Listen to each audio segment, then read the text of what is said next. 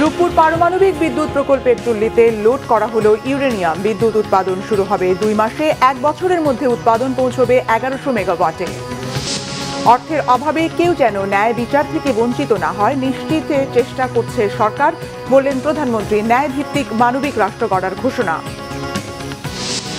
কোনো মুক্তিযোদ্ধা বা পরিবারের লোক জামাত করতে পারে না, উত্তপ্ত সংসদে বললেন ফজলুর রহমান। কারো রাজনৈতিক পছন্দ অন্য কেউ ঠিক করে দিতে পারে না, বিরোধী দলীয় নেতার মন্তব্য।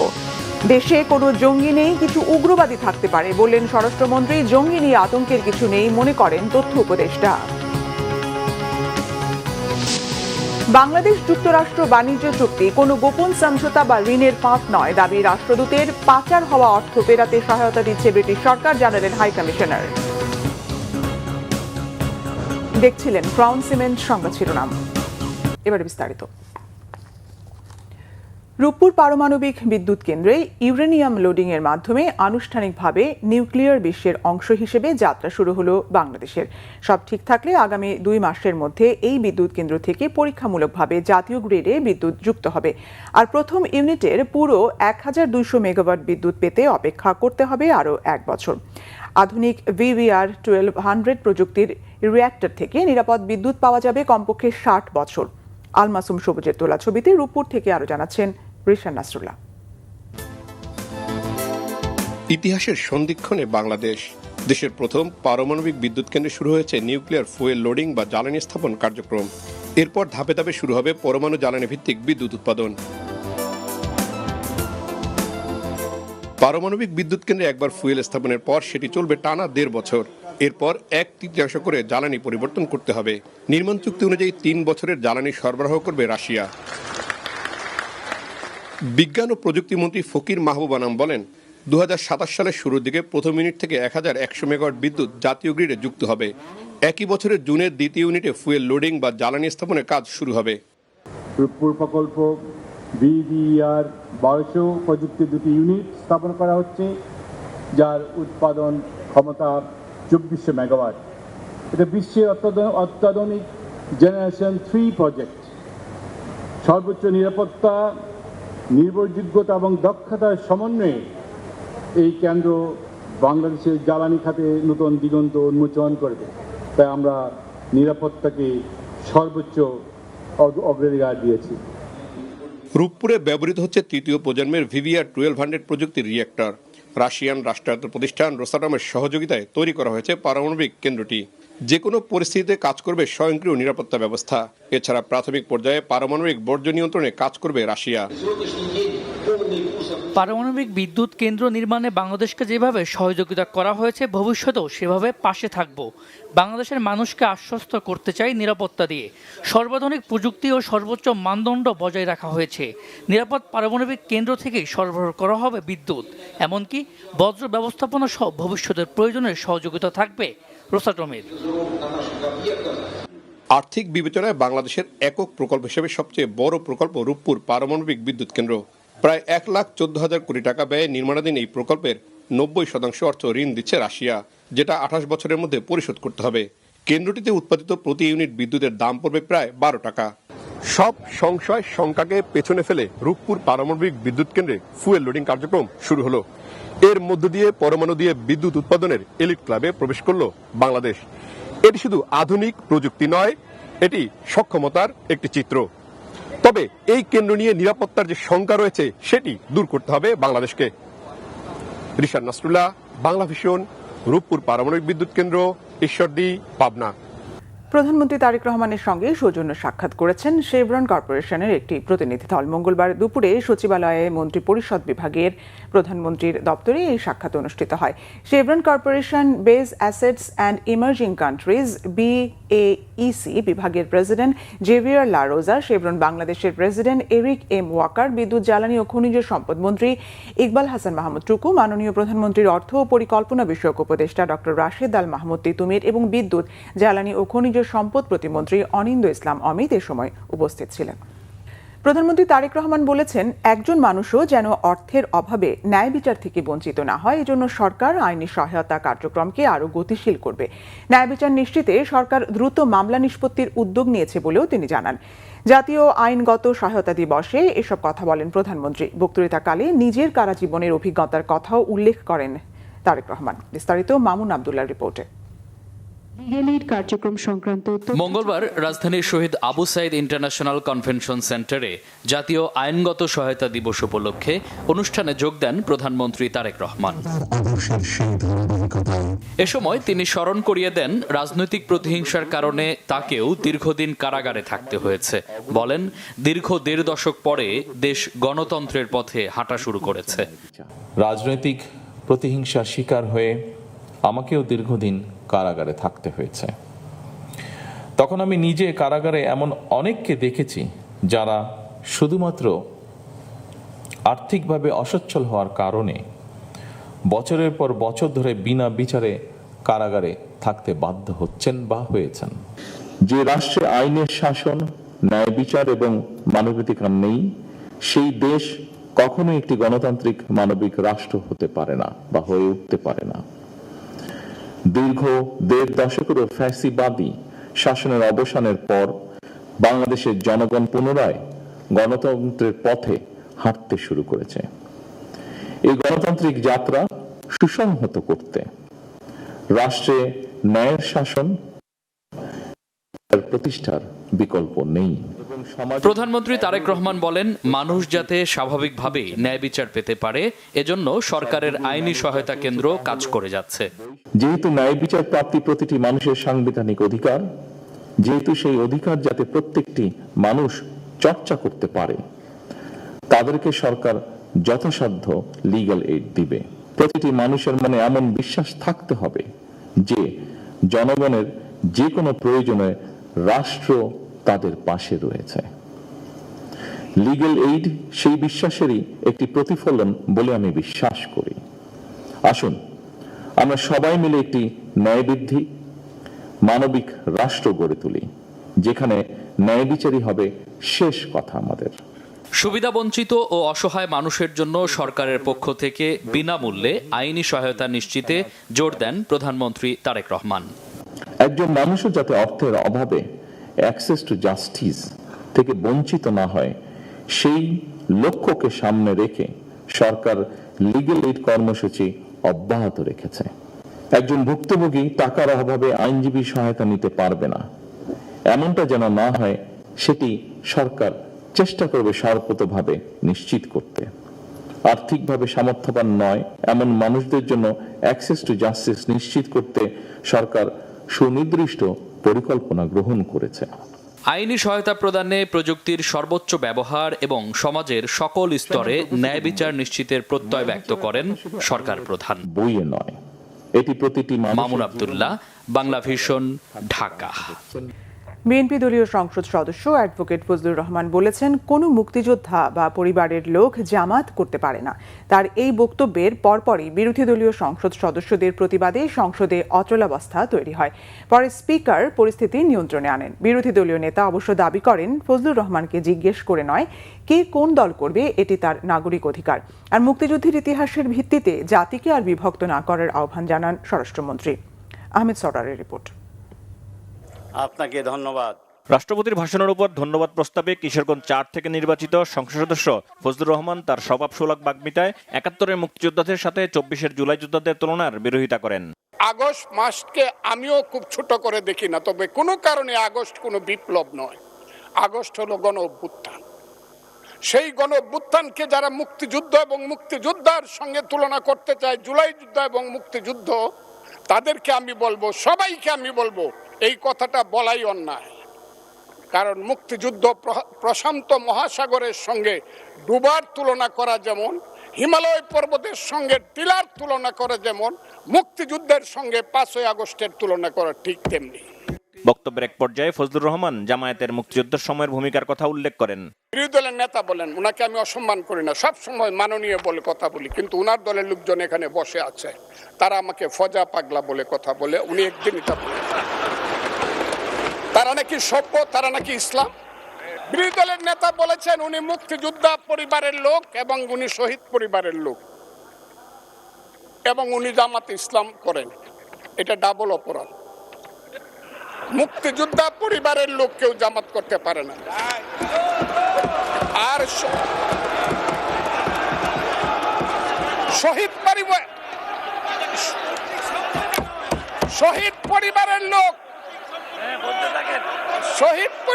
মাননীয় সদস্যবৃন্দ ওনাকে বলতে দেন।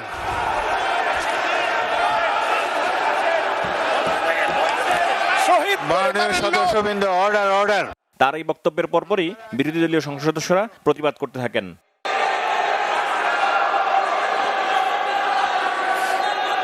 মাননীয় সদস্যবৃন্দ বসুন বসুন বসুন প্লিজ।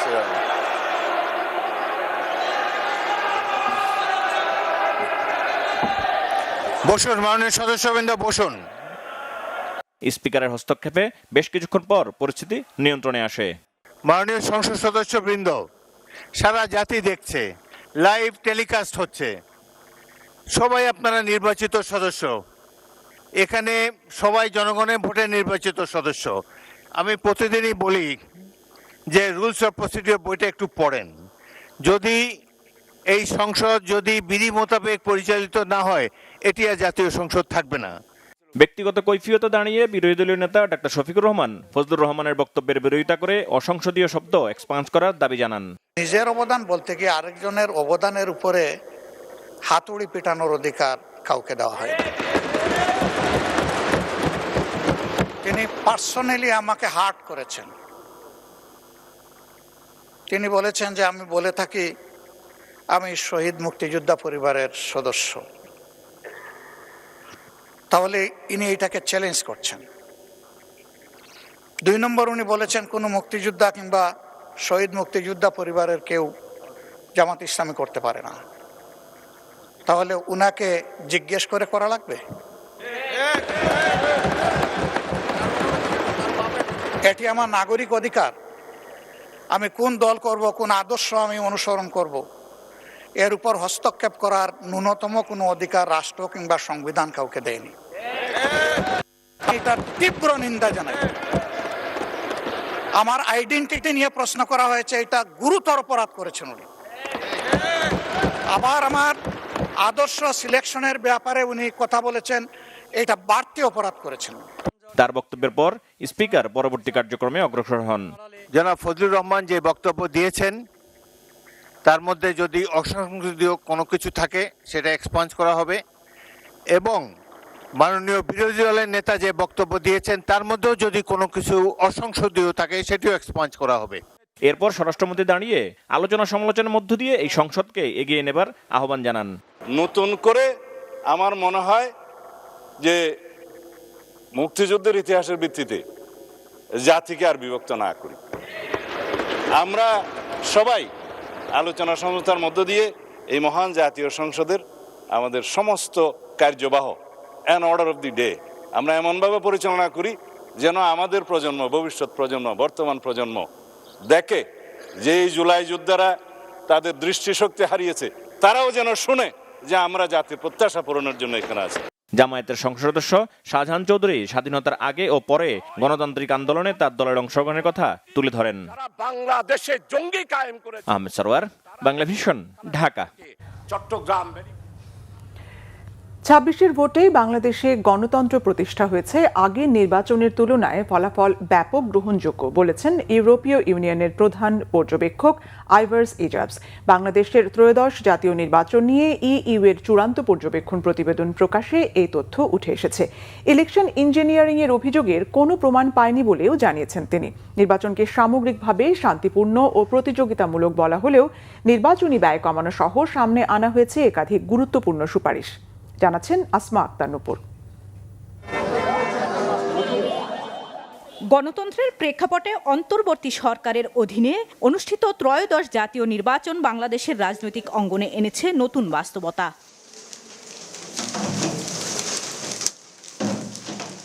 মঙ্গলবার রাজধানীর একটি হোটেলে ইউরোপীয় ইউনিয়ন পর্যবেক্ষক দল বলছে, নির্বাচন ছিল অংশগ্রহণমূলক, পেশাদারভাবে পরিচালিত এবং বেশিরভাগ ক্ষেত্রে গ্রহণযোগ্য।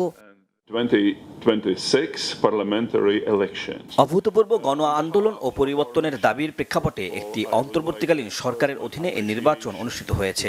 নির্বাচন ছিল প্রতিযোগিতামূলক এবং পেশাদারভাবে পরিচালিত। কিছু উদ্বেগ থাকা সত্ত্বেও নির্বাচন শান্তিপূর্ণভাবে সম্পন্ন হয়েছে। এটি অবশ্যই স্বীকৃতি পাওয়ার যোগ্য।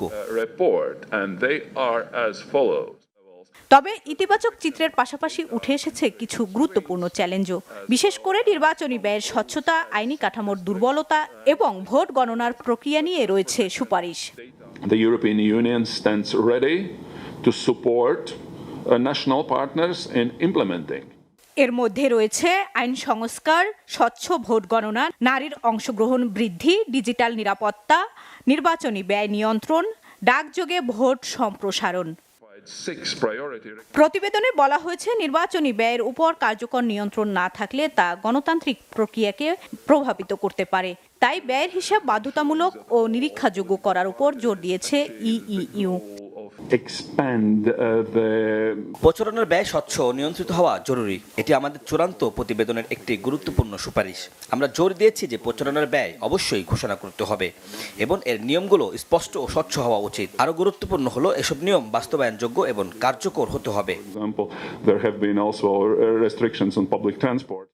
নারীর রাজনৈতিক অংশগ্রহণ নিয়েও উদ্বেগ জানানো হয়েছে। সব মিলিয়ে নির্বাচনকে একটি অগ্রগতি হিসেবে দেখলেও ভবিষ্যতে আরও গ্রহণযোগ্য ও শক্তিশালী গণতন্ত্র প্রতিষ্ঠায় ধারাবাহিক সংস্কারের উপর জোর দিয়েছে ইউরোপীয় ইউনিয়ন। আসমা আক্তার নূপুর, বাংলাভিশন, ঢাকা। দেশে কোনো জঙ্গি নেই বলে দাবি করেছেন স্বরাষ্ট্রমন্ত্রী সালাউদ্দিন আহমদ। তিনি বলেন কিছু উগ্রবাদী থাকতে পারে। অভিযোগ করেন বিগত সরকারের আমলে রাজনৈতিক হাতিয়ার হিসেবে জঙ্গি তৎপরতাকে ব্যবহার করা হয়েছিল। ধীরে ধীরে মাঠ থেকে সশস্ত্র বাহিনী তুলে নেওয়া হচ্ছে বলেও জানান স্বরাষ্ট্রমন্ত্রী। বিস্তারিত জানাচ্ছেন জিয়া খান। রাষ্ট্রের গুরুত্বপূর্ণ স্থাপনায় উগ্রবাদীদের হামলার আশঙ্কায় পুলিশ সদর দপ্তরে দেয়া চিঠি নিয়ে গেল কদিন ধরেই নিরাপত্তা জোরদার ও সতর্ক থাকার কথা বলে আসছিল আইনশৃঙ্খলা বাহিনীর সদস্যরা। আমাদের সিটিটিসি, সাইবার ইন্টেলিজেন্স, আমাদের স্পেশাল অ্যাকশন, আমরা এই বিষয়ে কাজ করছি। স্বরাষ্ট্রমন্ত্রীর দাবি এই ধরনের চিঠির বিষয়টি সত্য নয়, তবে দেশে কিছু উগ্রবাদীদের অস্তিত্ব থাকলেও জঙ্গি তৎপরতা নেই এমন দাবি তার। আমাদের দেশে এরকম কোনো তৎপরতা নেই। কিছু এক্সট্রিমিস্ট গ্রুপ থাকে, পৃথিবীর সব দেশে এরকম অ্যাক্টিভ থাকে। রেডিক্যাল কিছু ফোর্স থাকে, ফান্ডামেন্টাল কিছু পলিটিক্যাল পার্টি থাকে, এগুলো আমরা ইউজ টু। জঙ্গি তৎপরতা বিগত ফ্যাসিস্ট সরকারের একটি কৌশল ছিল বলেও অভিযোগ করেন সালাউদ্দিন আহমদ। ফ্যাসিবাদী আমলের সময় তারা নিজস্ব রাজনৈতিক ফায়দা হাসিলের জন্য এগুলোকে হাতিয়ার হিসাবে তারা ব্যবহার করত। বর্তমানে বাংলাদেশে সেগুলোর এক্সিস্টেন্স নেই। সশস্ত্র বাহিনীর সদস্যদের মাঠ থেকে ব্যারাকে ফেরানোর প্রক্রিয়া চলমান বলে জানান স্বরাষ্ট্রমন্ত্রী। যে ডিপ্লয়মেন্টটা হয়েছে 5 আগস্টের পরে আইন শৃঙ্খলাকে সমুন্নত রাখার জন্য, জনগণের নিরাপত্তার জন্য, সেটা অনেকাংশে এখন সীমিত এবং উইথড্রয়াল করা হয়েছে। এটা গ্র্যাজুয়ালি উইথড্র করা হচ্ছে, কৌশিকগিরি সেটা পুরোটাই উইথড্রয়াল হবে। এর আগে মঙ্গলবার সকালে কোস্ট গার্ডের 31তম প্রতিষ্ঠা বার্ষিকী ও পদক প্রদান অনুষ্ঠানে প্রধান অতিথি হিসেবে বক্তব্য দেন স্বরাষ্ট্রমন্ত্রী। বলেন বাহিনীটিকে আরও আধুনিক করতে জনবল বাড়ানো সহ নানা উদ্যোগ নিয়েছে সরকার। জিয়া খান, বাংলাভিশন, ঢাকা। আওয়ামী লীগ সরকার ক্ষমতায় থাকতে দেশ জঙ্গিতে ভরে গেছে এমন ন্যারেটিভ তৈরি করেছিল বলে জানিয়েছেন প্রধানমন্ত্রীর তথ্য ও সম্প্রচার বিষয়ক উপদেষ্টা ডাক্তার জাহিদুর রহমান। দেশে জঙ্গি আছে স্বীকার করলেও এ নিয়ে খুব বেশি উদ্বিগ্ন হওয়ার কিছু নেই বলেও মন্তব্য করেন তিনি। সরকারের বিভিন্ন কার্যক্রমের অগ্রগতি বিষয়ে সচিবালয়ে এক সংবাদ সম্মেলনে এসব কথা জানান তিনি। উপদেষ্টা জানান অন্তর্বর্তী সরকার কিছুটা গা ছাড়া থাকায় উদ্ভট বিভিন্ন ইস্যুতে যখন তখন রাস্তা অবরোধ হয়েছে। এখন আর সেই পরিবেশ নেই। দেশে জঙ্গিবাদের অভিযোগে জেল খাটার পরও এখন যারা জামিনে আছেন তাদের নজরদারিতে রাখার কথা জানান তিনি। বলেন স্বাস্থ্য খাতকে সর্বোচ্চ গুরুত্ব দিচ্ছে সরকার। চলমান হাম ক্যাম্পেইনে 94 লাখের বেশি শিশুকে টিকা দেওয়া হয়েছে। সীমান্ত হত্যা 75% হ্রাস পেয়েছে জানিয়ে তিনি বলেন এটি শূন্যের কোটায় নামিয়ে আনতে ভারতকেও এগিয়ে আসতে হবে। কারো কারো স্বপ্ন ছিল এখানে এক ধরনের বিশেষ শরিয়া ভিত্তিক রাষ্ট্র কায়েম করবেন। কিছু কিছু মানুষের এই ধরনের চিন্তা ছিল। শেষ পর্যন্ত সেটা না হয়ে যেহেতু বাংলাদেশ একটা উদার গণতান্ত্রিক পথে গেছে, সেটা কারো কারো ভালো নাও লাগতে পারে। জঙ্গিবাদ জিরো কোঠায় নিয়ে আসা আমাদের লক্ষ্য, সেটা কতটা পেরে উঠবো আমরা জানি না, কিন্তু আমরা চেষ্টা করব জিরোর কাছে নিয়ে আসার জন্য, কারণ আমি এই প্রবলেমটা স্বীকার করি এবং এটা অনেক বেশি বাড়াতে চাই না। মার্কিন রাষ্ট্রদূত ব্রেন্ট ক্রিস্টেনসেন বলেছেন, বাংলাদেশের সাথে যুক্তরাষ্ট্রের বাণিজ্য চুক্তি, অংশীদারিত্বের প্রস্তাব কোনো গোপন সমঝোতা, ভিত্তিহীন প্রকল্প, ঋণ ফাঁদের কূটনীতি নয়। এর মধ্য দিয়ে বাংলাদেশ যুক্তরাষ্ট্র সম্পর্ক সহায়তা নির্ভর ধারা থেকে বিনিয়োগ নির্ভর কৌশলের দিকে রূপান্তরিত হবে। কৃষি, শিল্প থেকে শুরু করে বিদ্যুৎ সক্ষমতা, অবকাঠামো বা বাণিজ্যের বৈশ্বিক সুযোগের সঙ্গে সংযুক্তিতে আমেরিকার সঙ্গে এই অংশীদারিত্বের সুবিধার কথা তুলে ধরেন মার্কিন রাষ্ট্রদূত। বাণিজ্যমন্ত্রী খন্দকার আব্দুল মুক্তাদির বলেন, মার্কিন বিনিয়োগ আসার উপরই নির্ভর করছে এই চুক্তির সফলতা। রকুনুজ্জামানের রিপোর্ট। মঙ্গলবার রাজধানীর একটি হোটেলে আমেরিকান চেম্বার অব কমার্স অ্যামচেমের নীতি সংলাপে অংশ নেন বাণিজ্যমন্ত্রী খন্দকার আব্দুল মুক্তাদির এবং মার্কিন রাষ্ট্রদূত ব্রেন্ট ক্রিস্টেনসেন সহ চেম্বারের নেতারা। অনুষ্ঠানে মার্কিন রাষ্ট্রদূত বাংলাদেশের সাথে বাণিজ্য চুক্তির বিভিন্ন দিক তুলে ধরেন। বলেন, এই চুক্তি মার্কিন বাংলাদেশ বাণিজ্য অংশীদারিত্বকে এক অন্য উচ্চতায় নিয়ে যাবে। চুক্তিতে কোনো গোপন সমঝোতা বা ঋণ ফাঁদ নেই বলেও দাবি তার। Let me be direct about what makes the United States the best long-term commercial partner for Bangladesh. First, we believe in transparency and fairness. American companies operate under the rule of law with clear contracts and predictable business practices. We offer genuine partnerships built on mutual benefit, not backroom deals, projects without real business cases, white elephants, or debt trap diplomacy.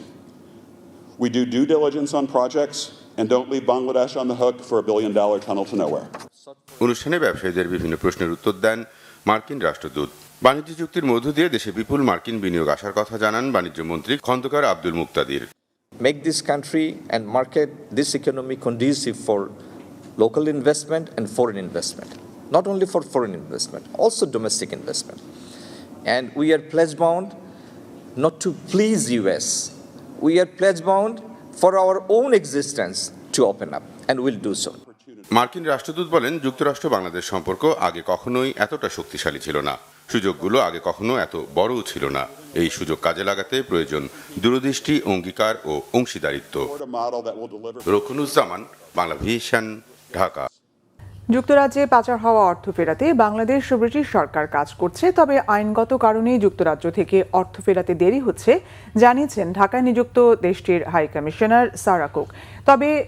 তবে তিনি জানান, এ পর্যন্ত যুক্তরাজ্য বাংলাদেশি বিভিন্ন ব্যক্তির পাচার করা 250 million pound জব্দ করেছে। রিপোর্ট করছেন Imrul Kayes.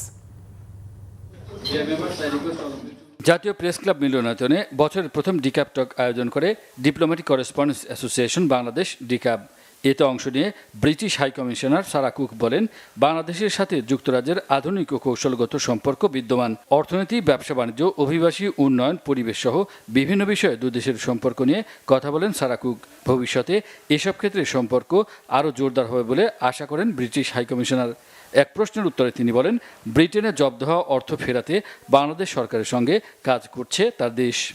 £250 million of assets currently in the UK. যুক্তরাজ্য সরকার এ পর্যন্ত বিভিন্ন বাংলাদেশের 250 মিলিয়ন পাউন্ড জব্দ করেছে, তবে আইনি প্রক্রিয়ার কারণে এই অর্থ ফেরাতে দেরি হচ্ছে। চাইলেই রাতারাতি অর্থ ফেরানো সম্ভব নয়। এ ব্যাপারে বাংলাদেশ সরকারের সঙ্গে আমরা কাজ করছি। অপর এক প্রশ্নের উত্তরে তিনি বলেন, অর্থনৈতিক খাত সহ বিভিন্ন সংস্কারের উদ্যোগ সমর্থন করে তার দেশ, তবে সংস্কার ও জুলাই সনদ বাস্তবায়নের সিদ্ধান্ত এদেশের সংসদের বলে মন্তব্য তার।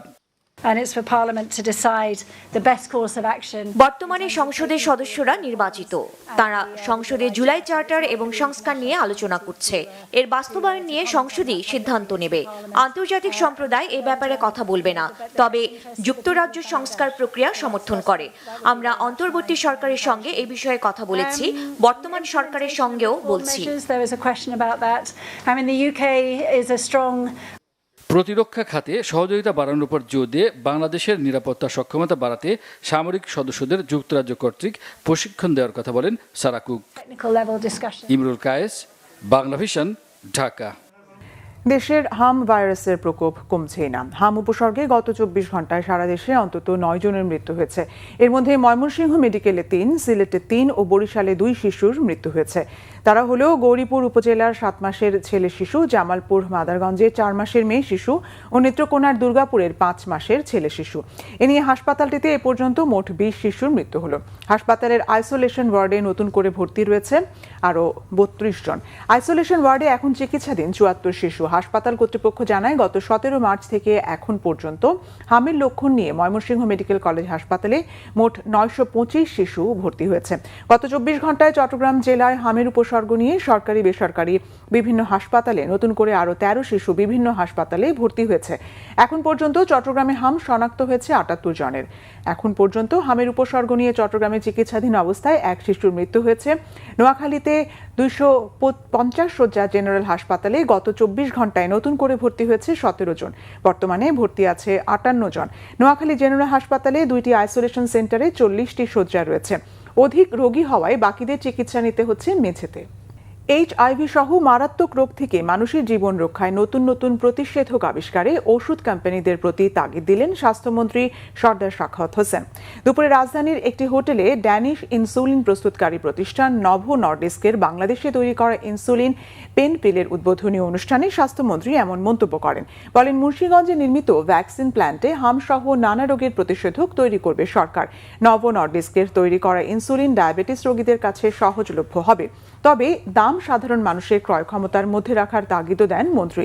ডেনমার্ক প্রযুক্তিতে নভো নর্ডিস্কের সঙ্গে যৌথভাবে এই পেনফিল ইনসুলিন তৈরি করছে বাংলাদেশের ওষুধ প্রস্তুতকারী প্রতিষ্ঠান SKF। উদ্বোধনী অনুষ্ঠানে নভো নর্ডিস্ক, SKF এর শীর্ষ কর্মকর্তারা ছাড়াও ওষুধ প্রশাসনের মহাপরিচালক সহ স্বাস্থ্য খাতের বিশিষ্টজনেরা উপস্থিত ছিলেন।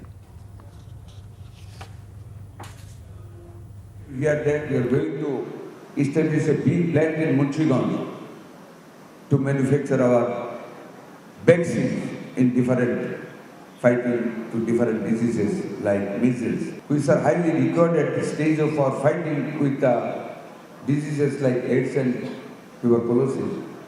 I must submit my request to the pharmaceutical producers. We'll sit with them very soon. We have discussed it today.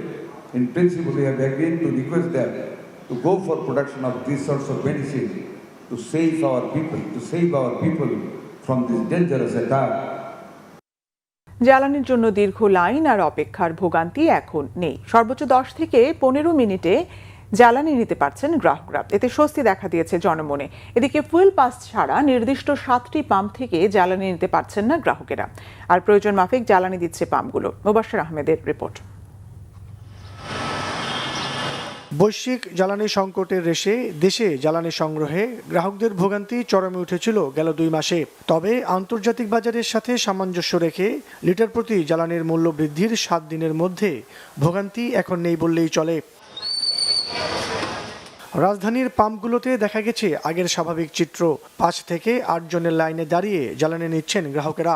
না, আগের মতো ভোগান্তি নাই, খুব সুন্দরভাবে নিতে পেরেছি এবং ফুয়েল পাসটা করছে, এটার জন্য খুব ভালো হয়েছে। আজকে মাত্র 2 মিনিটের মাথায় তেল সংগ্রহ করতে পেরেছি। আজকে ফুল ট্যাঙ্কি করতে পেরেছি, তেমন কোনো অসুবিধা হয়নি বা বিঘ্নিত হয়নি। না, আগের মতো কোনো ভোগান্তি নেই। আজকে আমার তেল নিতে মাত্র 2 মিনিট টাইম লাগছে। 4-5 দিন আগেও মোটামুটি 4 ঘন্টা লাগছিল আমার নিতে তেল। তবে যাদের ফুয়েল পাস নেই তারা নির্দিষ্ট পাম্প থেকে তেল নিতে পারছেন না। QR কোড স্ক্যানের মাধ্যমে পাম্পে ফুয়েল পাস রেজিস্ট্রেশন করে জ্বালানি সংগ্রহ করতে হচ্ছে গ্রাহকদের। ফুয়েল পাইনি, বললো যে ফুয়েল পাস ছাড়া তেল দেবে না। আমি এটা জানি না, আমি চিন্তা করলাম যে আজকে একটু ভিড় কম দেখতেছি, আমার একটু তেলটা আমি এখান থেকে নিয়ে নিই। এছাড়া অন্য পাম্পগুলো থেকে প্রয়োজন অনুযায়ী জ্বালানি নিতে পারছেন মোটরযান চালকেরা।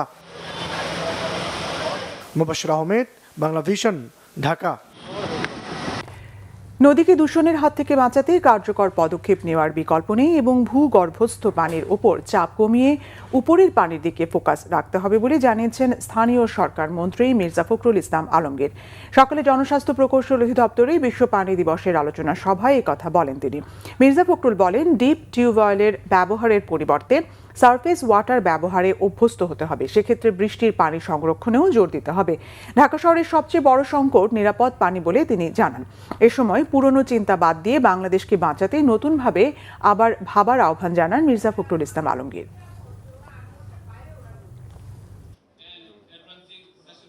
পুরনো চিন্তা ভাবনাগুলোকে বাদ দিয়ে নতুন করে কি করে বাংলাদেশকে আপনারা সত্যিকার অর্থে বাঁচিয়ে রাখবেন। It's a question of survival, not উন্নয়ন। বেঁচে থাকার প্রশ্ন, এটা আমার অস্তিত্বের প্রশ্ন, যে আমি এখানে বেঁচে থাকবো কি না সেই বিষয়টাকে আমাকে নিশ্চিত করতে হবে। এবং দেশের মানুষ, সরকার আপনাদেরকে এই দায়িত্বটা দিয়েছেন। আমাদের যে মানদাত্তা, আমাদের চিন্তাভাবনা যে আমরা ডিপ টিউবওয়েল বসাবো আর পানি নেব, এটা বাদ দিয়ে দিই। লেট আস ট্রাই যে আমরা কীভাবে বৃষ্টির পানিকে সংরক্ষণ করব, সেটাকে আমরা কিভাবে আমাদের শহরের লোকগুলোকে বাঁচিয়ে রাখবো। আইনের শাসন ও গণতন্ত্র প্রতিষ্ঠায় আইনজীবীদের ঐক্য জরুরি মনে করেন মুক্তিযুদ্ধ বিষয়ক মন্ত্রণালয়ের প্রতিমন্ত্রী ইশরাক হোসেন। ঢাকা আইনজীবী সমিতির নির্বাচন 2026-2027 উপলক্ষে বাংলাদেশ জাতীয়তাবাদী আইনজীবী ঐক্য প্যানেলের সঙ্গে সৌজন্য সাক্ষাৎ অনুষ্ঠানে একথা বলেন তিনি। আইনজীবীদের সক্রিয় ভূমিকার উপর গুরুত্ব আরোপ করে বিচার ব্যবস্থা শক্তিশালী করার আহ্বানও জানান প্রতিমন্ত্রী। একটি ন্যায়ভিত্তিক ও আইনের শাসন প্রতিষ্ঠিত রাষ্ট্র গড়ে তোলাই এখন সবার লক্ষ্য হওয়া উচিত বলেও মন্তব্য করেন ইশরাক হোসেন। দেশকে ধ্বংস করে ফেলা হয়েছিল, আমাদের বিচার ব্যবস্থাকে সম্পূর্ণরূপে দলীয়করণ করে সেটাকে একেবারে ধ্বংসের দ্বারপ্রান্তে নিয়ে যাওয়া হয়েছিল। সেখান থেকে আমরা উত্তরণ ঘটিয়ে আমরা আইনের শাসন প্রতিষ্ঠা করতে পারি, গণতন্ত্র প্রতিষ্ঠা করতে পারি। বিগত 17 বছর, 1.5 যুগ যাবৎ যে ভয়াবহ ফ্যাসিবাদ কায়েম হয়েছিল, সেখান থেকে উত্তরণ ঘটিয়ে আগামী দিনে বাংলাদেশকে একটা আইনের শাসনের দেশে আমরা রূপান্তর করতে পারি। যুদ্ধকালীন পরিস্থিতিতেও প্রবাসীরা সৌদি আরবে যাতে ভয় ভীতির ঊর্ধ্বে থেকে কাজ করতে পারে সে বিষয়ে দেশটির সাথে আলোচনা হয়েছে বলে জানিয়েছেন প্রধানমন্ত্রীর পররাষ্ট্র বিষয়ক উপদেষ্টা হুমায়ুন কবির। প্রধানমন্ত্রী তারেক রহমানের বিশেষ দূত হিসেবে সৌদি আরবে সফর শেষে সচিবালয়ের সাংবাদিকদের প্রশ্নে তিনি একথা বলেন। গতকালকে আপনারা দেখছেন চ্যালেঞ্জটা হচ্ছে আমাদের ওয়ার্কফোর্স ওখানে, তো এদের ওয়েলফেয়ারটা মেনটেন করা, যাতে এরা কোনো ভয়ভীতিতে থাকে না যে দেয়ার গভর্নমেন্ট ইজ নট, মানে আমরা তারা মনে করে না যে বাংলাদেশ সরকার তাদের জন্য যে পদক্ষেপ নেওয়া দরকার এগুলা নিচ্ছে না। But they are very happy. ফিউচারে মানে এনার্জি কোঅপারেশনও আমাদের আরও জোরদার করা হবে, দুই দেশের দ্বিপাক্ষিক সম্পর্ক আরও জোরদার করতে। So by end of this year, ইনশাআল্লাহ before the end of this year, আমরা হাই লেভেলে একটা পলিটিক্যাল ইন্টারাকশনের মানে সম্ভাবনা আছে। ভারী বর্ষণে দ্বিতীয় দিনের মতো আবারও পানিতে তলিয়ে গেছে চট্টগ্রাম মহানগরীর বিভিন্ন নিম্নাঞ্চল। তীব্র তাপদাহের মাঝে প্রকৃতি শীতল করে বৃষ্টি নামলেও ঘণ্টা পেরোতেই স্বস্তির বৃষ্টির রূপ নেয় ভোগান্তিতে। ভারী বৃষ্টিতে মহানগরীর প্রবর্তক মোড়, ওয়াসা মোড়, চকবাজার, বাকুলিয়া, কাপাসগোলা সহ বিভিন্ন নিচু এলাকায় পানি জমে সৃষ্টি হয় জলজট। চট্টগ্রাম থেকে শাহেদা পিয়ার রিপোর্টে বিস্তারিত। বর্ষা শুরুর আগেই মাত্র আধা ঘন্টার ভারী বৃষ্টিতে ডুবে গেছে চট্টগ্রাম মহানগরীর বিভিন্ন নিচু এলাকা। মঙ্গলবার সকাল থেকে গুড়ি গুড়ি বৃষ্টি হলেও দুপুর 12টার পর নামে ঝুম বৃষ্টি। একই সাথে শুরু হয় তুমুল বজ্রপাত। তীব্র তাপদাহের মাঝে প্রকৃতি শীতল করা বৃষ্টি নামলেও আধা ঘন্টার ব্যবধানে স্বস্তির বৃষ্টি রূপ নেয় ভোগান্তিতে। মহানগরীর প্রবর্তক মোড়, ওয়াসা মোড়, বাকুলিয়া, কাপাসগোলা, আগ্রাবাদ সহ বিভিন্ন নিচু এলাকায় পানি জমে সৃষ্টি হয় জলজট।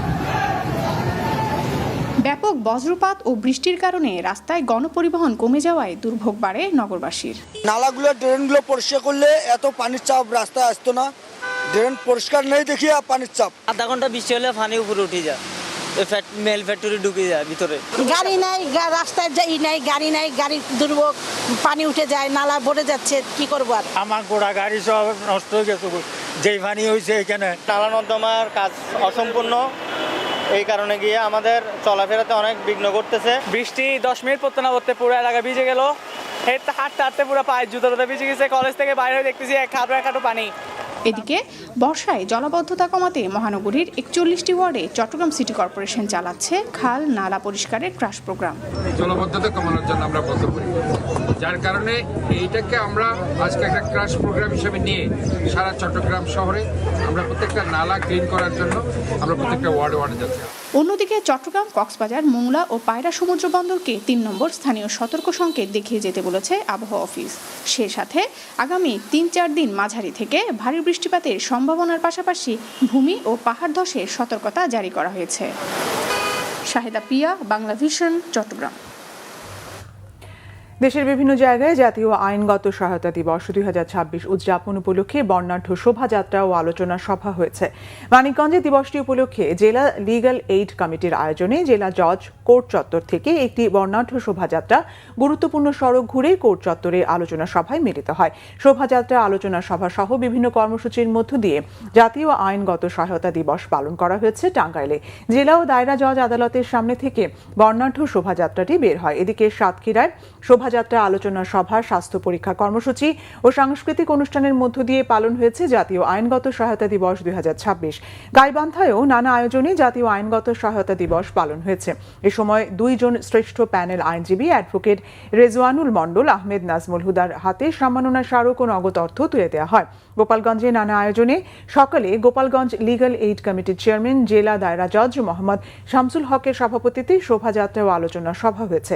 জাতীয় আইনগত সহায়তা দিবস 2026 উপলক্ষে রাঙামাটিতে জেলা লিগ্যাল এইড কমিটির আয়োজনে জজ কোর্ট মাঠে সভা হয়। এর আগে দিবসটি উপলক্ষে শহরে একটি র্যালি বের হয়। খাগড়াছড়িতেও জাতীয় আইনগত সহায়তা দিবস পালন হয়েছে। সকালে জেলা ও দায়রা জজ আদালত প্রাঙ্গণে বেলুন ও কবুতর উড়িয়ে দিবসটি উদ্বোধন করেন জেলা লিগ্যাল এইড কমিটির চেয়ারম্যান ও জেলা ও দায়রা জজ জাকির হোসেন খান। সংবাদ শেষ করব ক্রাউন সিমেন্ট শিরোনামগুলো আরেকবার জানিয়ে। রূপপুর পারমাণবিক বিদ্যুৎ প্রকল্পের চুল্লিতে লোড করা হলো ইউরেনিয়াম। বিদ্যুৎ উৎপাদন শুরু হবে 2 মাসে, 1 বছরের মধ্যে উৎপাদন পৌঁছাবে 1100 মেগাওয়াটে। অর্থের অভাবে কেউ যেন ন্যায় বিচার থেকে বঞ্চিত না হয় নিশ্চিতের চেষ্টা করছে সরকার, বললেন প্রধানমন্ত্রী। ন্যায় ভিত্তিক মানবিক রাষ্ট্র গড়ার ঘোষণা। কোনো মুক্তিযোদ্ধা বা পরিবারের লোক জামাত করতে পারে না, উত্তপ্ত সংসদে বললেন ফজলুর রহমান। কারো রাজনৈতিক পছন্দ অন্য কেউ ঠিক করে দিতে পারে না, বিরোধী দলীয় নেতার মন্তব্য। দেশে কোনো জঙ্গি নেই, কিছু উগ্রবাদী থাকতে পারে, বললেন স্বরাষ্ট্রমন্ত্রী। জঙ্গি নিয়ে আতঙ্কের কিছু নেই মনে করেন তথ্য উপদেষ্টা। বাংলাদেশ যুক্তরাষ্ট্র বাণিজ্য চুক্তি কোনো গোপন সমঝোতা বা ঋণের ফাঁদ নয়, দাবি রাষ্ট্রদূতের। পাচার হওয়া অর্থ ফেরাতে সহায়তা দিচ্ছে ব্রিটিশ সরকার, জানালেন হাই কমিশনার।